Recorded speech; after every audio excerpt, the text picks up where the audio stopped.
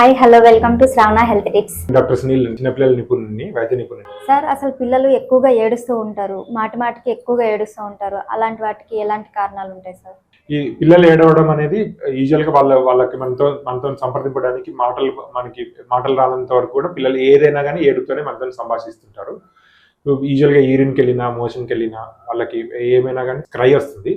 So ఈ cry అనేది నార్మల్గా ఉంటే ఏం పర్లేదు. దీన్ని ఎక్సెసివ్ క్రై అనేది ఎప్పుడు అంటామంటే బేబీ ఎప్పుడైనా హాఫ్ అన్ అవర్ కన్నా కంటిన్యూస్ గా కుక్కబట్టి ఏడుస్తుండడం, ఇట్లాంటి దాన్ని ఎక్సెసివ్ క్రై అంటాము. మనకి చూస్తే first common cause of the excessive cry అనేది ఫీడింగ్.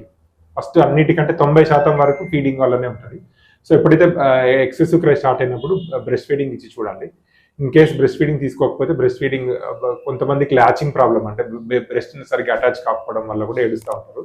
సో ఇట్లాంటి వాళ్ళకి టెంపరీగా రిలీఫ్ కావడానికి స్పూన్తో ఇచ్చి చూడాలి.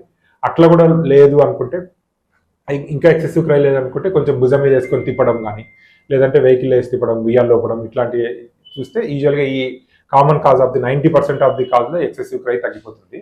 ఇంకా నెక్స్ట్ రీజన్ వచ్చేసి చెవి నొప్పి.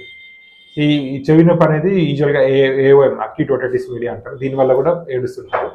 ఇంకా ర్యాషెస్, పడుకోబెట్టే ప్లేస్లో కంఫర్టబుల్ లేకపోవడము, వీటన్నిటి వల్ల కూడా ఉంటుంది. ఈ కాజెస్ అన్నీ అయిపోయినాక కూడా కొన్ని నిర్ధారణ కాకుండా ఉండే క్రై ఉంటుంది అనమాట. దానిని మనం ఇన్ఫాంట్ కోలిక్ అంటాము. సో ఏదైతే మనం 90% కాజెస్ ఆఫ్ ది అనుకున్నామో, ఈ 90% కాకుండా దీన్ని నిర్ధారించలేని కాజుని ఇన్ఫాంట్ కోలిక్ అంటాం. ఈ ఇన్ఫాంట్ కోలిక్ లక్షణాలు ఎలా ఉంటాయంటే, బేబీ ఫిజికల్గా అంటే బేబీ గ్రోత్ కానీ, తర్వాత ఫీడింగ్ తీసుకోవడంలో కానీ, బేబీ మిగతా టైంలో ఉండే బిహేవియర్ కానీ, అంతా వీటిల్లో ఏం ప్రాబ్లం ఉండదు. కానీ ఇది ఎలా ఉంటుందంటే వీక్లీ 2 times ఈవినింగ్ టైం, ఎస్పెషల్గా ఈవినింగ్ టైంలో వారంలో 2 సార్లు జరుగుతుంది. ఈ 2 సార్లు జరిగేటప్పుడు దీన్ని ఇన్ఫాంట్ కోలిక్ని యూజువల్గా దీనికి ఏం ట్రీట్మెంట్ లేకుండా, లేదు కొన్ని సిచ్యువేషన్స్లో కొంతమందికి కొన్ని పొట్టలలో వేసే, నోట్లో వేసే మందుతోని, యాంటీకోలిక్ మెడిసిన్స్తోని చాలా వరకు ట్రీట్ చేయొచ్చు. ఇది ఎప్పుడైతే వారంలో 2 సార్ల కన్నా ఎక్కువ జరుగుతుంది, ఈ క్రై కూడా హాఫ్ అన్ అవర్ కానీ, లేకపోతే ఓవర్ నైట్ టోటల్గా నైట్ మొత్తం ఏడుస్తున్నారు, ఇట్లాంటప్పుడు మనం వేరే సీరియస్ కండిషన్స్ కానీ, లేకపోతే అబ్నార్మల్ కండిషన్స్ కానీ చూసుకోవాలి. దీంట్లో ఒకటి మనకి కౌ మిల్క్ ప్రోటీన్ ఇంటాలరెన్స్ అంటారు. సో ఎవరైతే బ్రెస్ట్ ఫీడింగ్ కాకుండా ఫార్ములా ఫీడింగ్లో ఉన్నారో వాళ్ళకి కౌ మిల్క్ ప్రోటీన్ అనేది సరిగ్గా డైజెషన్ కాక ఇంటాలరెన్స్ డెవలప్ అవుతుంది. సో దీంట్లో వచ్చే ఫస్ట్ సిమ్టమ్ ఎక్సెసివ్ క్రై. దీంతో పాటు మోషన్స్ రావడం ఇట్లాంటివన్నీ జరుగుతాయి. ఈ కండిషన్స్లో దీన్ని కౌ మిల్క్ ప్రోటీన్ ఇంటాలరెన్స్గా మనము డయాగ్నోస్ చేసి దానికి సంబంధించిన ట్రీట్మెంట్ మళ్ళీ చేసుకోవాలి.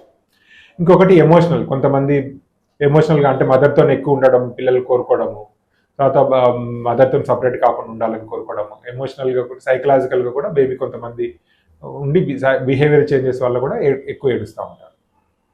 ఇవన్నీ కూడా అంత సీరియస్ విషయాలు కాదు. Only cow milk protein intolerance అనేది మనము ఎక్సెసివ్ క్రై ఉన్నప్పుడు కౌ మిల్క్ ప్రోటీన్ ఇంటాలరెన్స్ అనేది ఉందా లేదా అనేది అదొకటి నిర్ధారణ చేసుకోవాలి. మీకేమన్నా డౌట్స్ ఉంటే కామెంట్ రూపంలో తెలియజేయగలరు. Please like, share and subscribe Shravana health tips.